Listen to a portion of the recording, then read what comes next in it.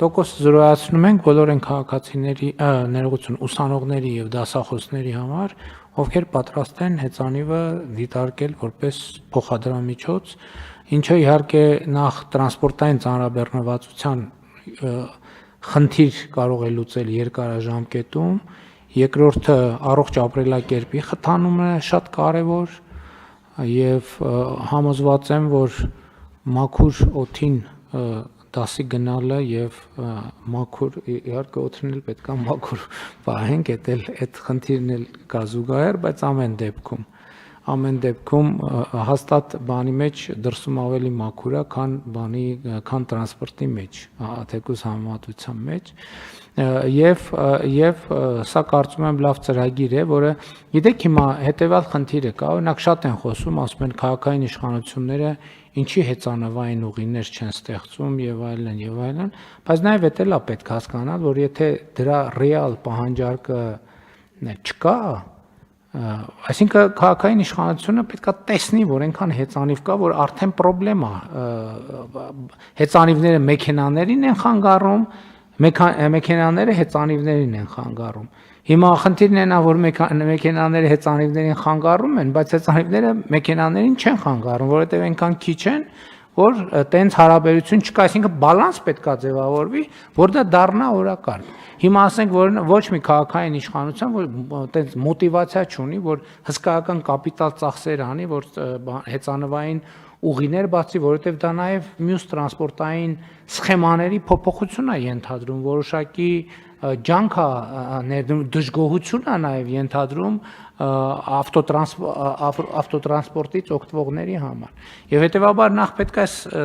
դրա ռեալ պահանջարկը ձևավորվի։ Իսկ դրա ամենաառաջնային կրողները կարող են լինել ուսանողները։ Իմիջիալով այստեղ քաղաքական հարց էլ կա, հիմա մեր երկրում մի ինստիտուտ էլ է վերացել։ Համենայն դեպս այսօր Հայաստանում ոչ մի բնակավայրից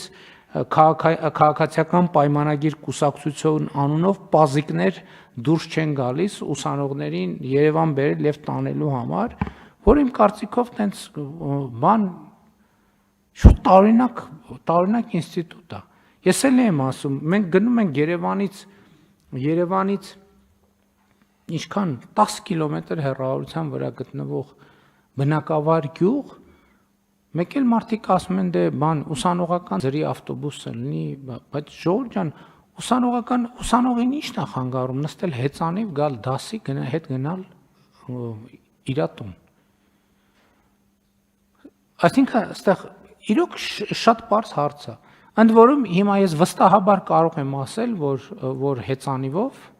մենք այն ժամանակ այդպես մտածում ենք Երևանը հեծանիվ, ես անձամբ հեծանիվով Երևանի բոլոր ճակերտավոր անմատչելի տարածքները անցել եմ։ Որը վերջին անգամ ասեմ, բանից Կեցավայրից դուրս ենք եկել, Բաղրամյան պողոտայով, Սարալանջի փողոցով, Նորք Մարաշով, Նորքի զանգված եւ այնտեղից կենտրոն։ Շատ նորմալ առավոտյան մարզանք է, բայց տենց սխեմա չկա, էլի, որ մեկը ստիպված լինի աշխատանքի գնալու կամ տուն հասնելու համար այդքան ճանապարհ կտրի։ Եվ պետք է ուղղակի այս խթանել քաղաքականություններով, որ մարդիկ մի քիչ ավելի սա հանրային հարաբերությունների մասին էլ է, էլի, որ այդ բաների այդ